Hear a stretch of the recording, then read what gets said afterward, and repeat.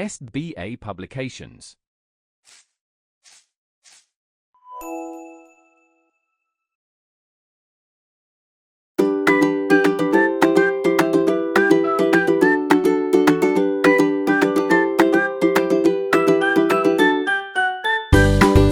नमस्कार प्यारे बच्चों, कैसे हैं आप सभी लोग। उम्मीद करती हूँ आप सभी लोग अपने अपने स्थान पे स्वस्थ होंगे। बच्चों, आज हम पढ़ने जा रहे हैं आपका पाठ 19, जिसका नाम है चल रे चल बटोही। मनुष्य को कभी भी आने वाली बाधाओं से घबराकर रुकना या लक्ष्य त्याग करना नहीं चाहिए, क्योंकि रुकना अर्थात गतिहीनता मृत्यु के समान है और गतिशीलता का अर्थ है जीवन। हमें जीवन पर्यंत गतिशील रहते हुए स्वयं को कार्य में लगाए रखना चाहिए।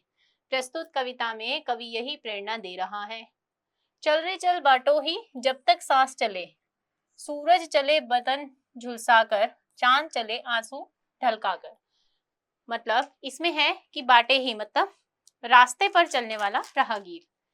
चाहे सूरज आपका कितना ही बदन झुलसाए या चांद आपके कितने ही आंसू लाए, आपको चलना ही है। सबको चलना पड़ेगा जो इस आकाश तले, जो भी इस आकाश के नीचे लोग हैं, सबको जीवन में निरंतर चलते ही रहना पड़ेगा।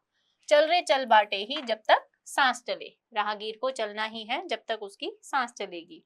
ठोकर तो है दुल्हन पाव की, पीर छलक है प्रेम घाव की। जो भी आपको कभी रास्ते में ठोकर लगे तो उसे पांव की दुल्हन समझ के कुछ समय के लिए विराम करके फिर चलना शुरू कर दीजिए। और अगर किसी तरह की कोई पीर है तो उसे नजरअंदाज करते हुए अपने पथ पर चलते रहिए। आंधी अंदर बगिया बंजर, सबको लगा गले। चाहे आपके रास्ते में आंधी आए, चाहे बाघ आए, चाहे बंजर आए, सभी को गले लगाकर निरंतर राहगीर को चलना है जब तक उसकी सांस चले। पग की प्यास बुझा छालों से, मत घबरा चुभने वालों से। आपके रास्ते में जितने भी आपके पैरों में छाले पड़े हैं, उनकी प्यास रास्ते से बुझाइए। रास्ते पर निरंतर अपना कर्तव्य करते हुए चलते रहिए और चुभने वाले कांटों से घबराइए नहीं। नहीं सेज पर नहीं मेज पर, कांटों में फूल खिले। सेज पर कभी भी फूल खिलते नहीं हैं और ना ही मेज पर कभी फूल खिलते हैं। फूल हमेशा कांटों के बीच में ही खिला करते हैं। इसलिए राहगीर को भी हमेशा चलना है जब तक उसकी सांस चले। चलना ही तो रे है जीवन, रुक जाना तो मौत परण है।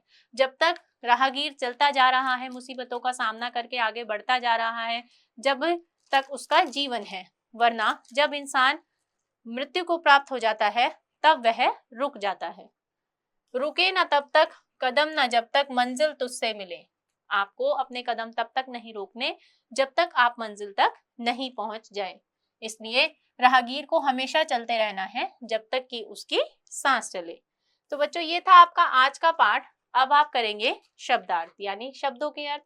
बाटोही यानी राहगीर, बदन यानी शरीर, सेज यानी बिस्तर, पग यानी पैर, मंजिल यानी लक्ष्य, बंजर यानी अनुपजाऊ। तो बच्चों, ये था आपका पाठ। अब आपको अपने पाठ पर आधारित इस अभ्यास कार्य को पूरा करना है। उम्मीद करती हूँ आपको आज की यह कविता समझ में आई होगी। आज की कक्षा में बच्चों हम सीखेंगे इतना ही। अब आप अपनी पुस्तक के सभी विषयों को भली प्रकार से दोहराएंगे और अभ्यास करेंगे। आप सभी बच्चे सीखते रहिए, स्वस्थ रहिए। नमस्कार।